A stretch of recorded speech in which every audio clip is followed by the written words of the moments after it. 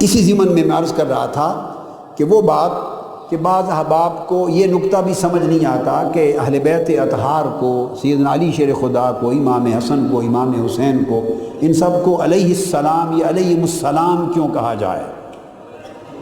ایک بات یاد رکھ لیں، اہل سنت کی جمیع کتب، حدیث کی، شرح حدیث کی، تفسیر کی، فقہ کی، تصوف کی، تفسیر کی، ائمہ تفسیر کی، سینکڑوں کتب اٹھا کے دیکھ لیں، آج کی نہیں، میں 1200 سال کی تاریخ علم کی بات کر رہا ہوں۔ آپ ان کتابوں کو پڑھیے، ہمارے ائمہ تفسیر، ائمہ حدیث، ائمہ تصوف و معرفت اور ائمہ فقہ اور ائمہ تاریخ اہل سنت کے سارے جب اہل بیت اطہار کے ائمہ کا ذکر کرتے تو ان کے نام کے ساتھ اکثر اوقات علیہ السلام لکھا کرتے۔ ہم سب کی کتابیں بری پڑی ہیں اس ٹائٹل کے ساتھ۔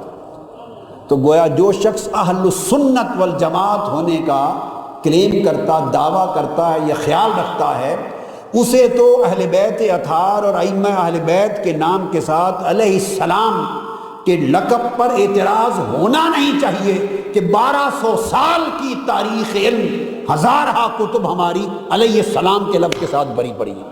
جس کتاب کو اٹھائیں آپ کو ان کے نام کے ساتھ علیہ السلام ملے گا۔ یہ کوئی اس 15ویں صدی میں میں نے ایجاد نہیں کیا۔ یہ قاضی ثناء اللہ پانی پتی کی ساری تفسیر مظہری اٹھائیے، ائمہ اطہار اہل بیت کے لیے، مولا علی المرتضیٰ حسنین کریمین کے لیے علیہ السلام لکھتے ہیں۔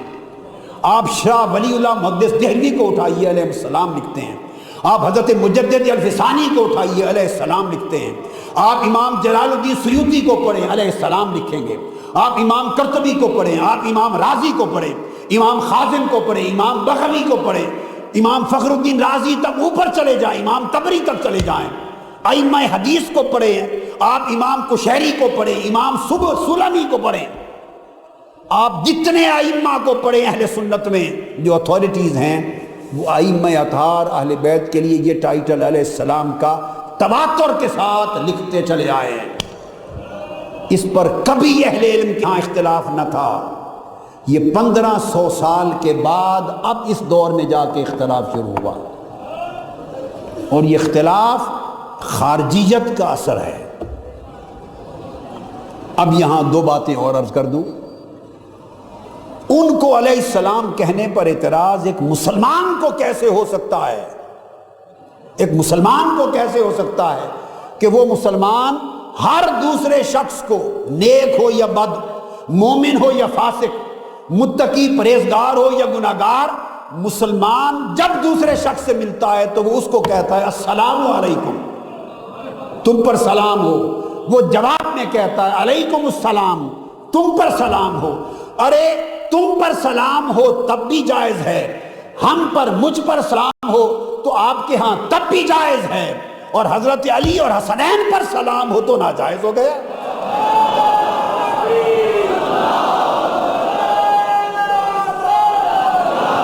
ہم ہر روز السلام علیکم وعلیکم السلام کہتے ہیں، یہ شعار اسلام ہے، اسلام کا شعار ہے۔ اور پھر شریعت کا قاعدہ کلیہ ہے کہ اگر کوئی شخص کسی غائب شخص کا آپ کو سلام کہے، غائب شخص کا کوئی سلام پہنچائے، تو سنیے آپ جواب کیا دیں گے؟ آپ کہیں گے وعلیکہ وعلیہ السلام۔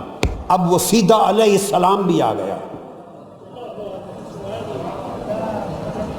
اگر کسی شخص کا سلام پہنچایا آ کر دوسرے نے، اور وہ شخص آپ کے سامنے موجود نہیں، تو یہ کسی عالم دین سے پوچھئے، خواہ اس کا تعلق سلفی اہل حدیث مکتب فکر سے ہے، خواہ اس کا اہل سنت مکتب فکر سے ہے، دیوبندی کہلاتا ہے، بریلوی کہلاتا ہے، شیعہ کہلاتا ہے، وہ حنفی کہلاتا ہے، مالکی کہلاتا ہے، شافعی، حنبلی، جعفری، کسی عالم دین سے پوچھئے کہ غائبانہ کوئی سلام پہنچائیں تو جواب کیا ہوتا ہے؟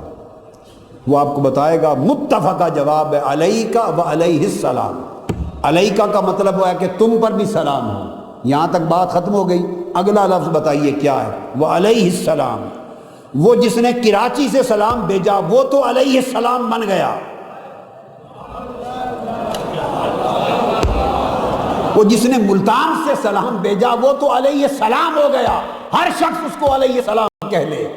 اور وہ جو مدینے والے ہیں، وہ جو خانوادہ مصطفیٰ ہے، وہ جو ذریت رسول ہے، ان کو علیہ السلام کہا تو اعتراض کہاں سے آ گیا؟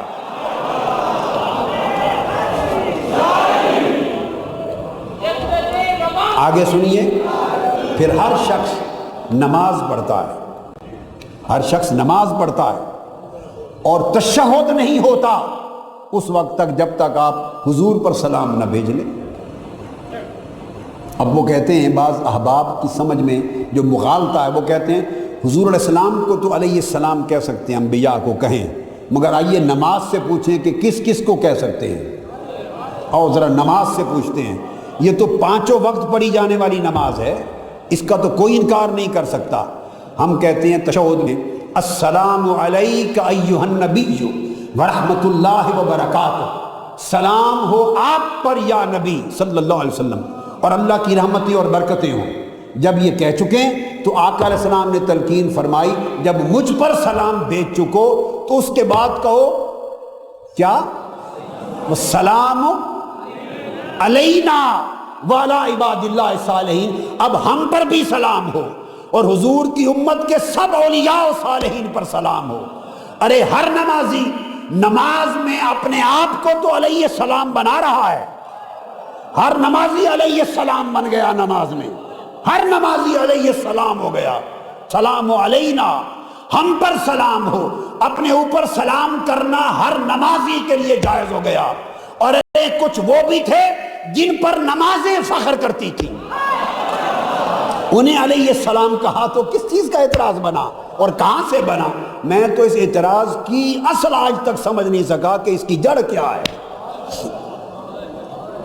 اس کی جڑ کیا ہے۔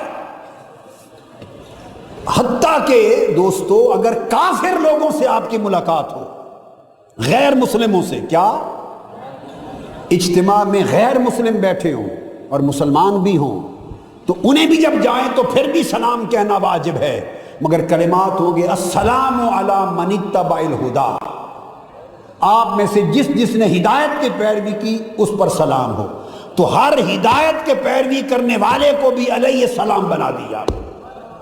تو ہدایت کی پیروی کرنے والا تو علیہ السلام بن جائے، اور جن کے وجود سراپا ہدایت ہیں اور منبع ہدایت ہیں، جن سے ہدایت کی نہریں چلی، ہدایت کے دریا چلے، اور جن کے قدموں سے ہدایت کے سمندر بہ گئے، اور کائنات انسانی نے جن کی دہلیز سے ہدایت لی، وہ علیہ السلام نہ ہوئے؟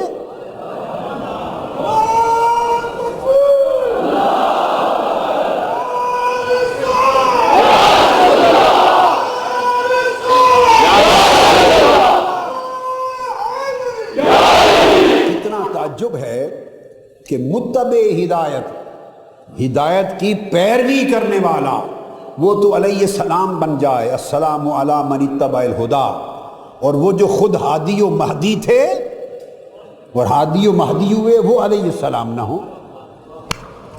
یاد رکھ لیں، شرن دنیا کا کوئی عالم کوئی نص شریعت کی اس کے ناجائز حرام ہونے کی نہیں لا سکتا۔ اگر ناجائز ہو تو نماز سے ہی نکال دینا چاہیے، السلام علینا وعلی عباد اللہ الصالحین۔ تو میں نے کہا بائی دی وے دو چیزیں آ گئیں تو واضح کرتا چلوں، اور بے شک رضی اللہ تعالی عنہ یہ بھی قرآن مجید کا ٹائٹل ہے، ہم یہ استعمال کرتے ہیں کیونکہ اللہ رب العزت نے ان کے لیے کہا رضی اللہ عنہ ورضوا عنہ، اللہ ان سے راضی ہوا اور وہ اللہ سے راضی ہوا، یہ بھی جائز ہے، تو قرآن نے عطا کیا، اور علیہ السلام بھی اسلام نے عطا کیا، اور اللہ نے اور اللہ کے رسول نے نماز میں عطا کیا۔